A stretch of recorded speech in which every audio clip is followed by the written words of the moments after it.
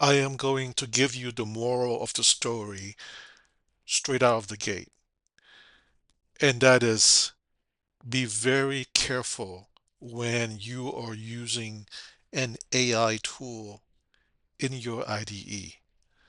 Do not allow your brain to go on autopilot, pun intended, when you use these AI tools to generate code. Make sure that you read the code that's being generated, of course, and make sure that the code is tested. Because as good as these AI tools are, in its current manifestation, it is not agentic, meaning that it does not have agency. It cannot reason about like a human being can, perhaps in the future, but not currently. So here's the backstory. It has to do with the React hook form, which is an absolutely wonderful forms library when working with React, even when compared to the recent addition to forms functionality in React 19. I was helping out a developer with a major American company, and this code here is just a very basic facsimile of what the actual app was. Obviously, for legal reasons, I cannot show you the actual app. So in the React hook form library, they give you the reset function to reset all of the form fields after the form is successfully submitted, and that's to be used inside of the use effect hook as stated by the documentation. Now, the generative AI tools that we're using generate this code here, telling them to reset all of the form fields uh, as an object passed inside of the reset function.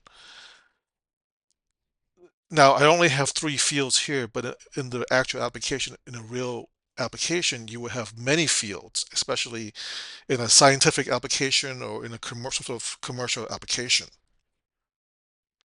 If you think about how the use effect hook works within the life cycle and rendering cycle of a React component, you know that if these fields grow, how it can affect the performance of your application and the potential for errors that might seem trivial at first, but can lead to some serious consequences.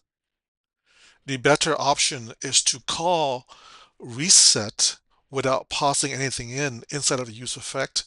And then within your use form hook, you can pass the default values object and then update your fields or add your fields in here as needed. This is the more performant approach. Um, Unfortunately, the LLM, the large language models that these AI use hasn't learned this yet. Maybe in the near future it will, but clearly you can reason about that this is the better approach for performance and to prevent bugs and errors.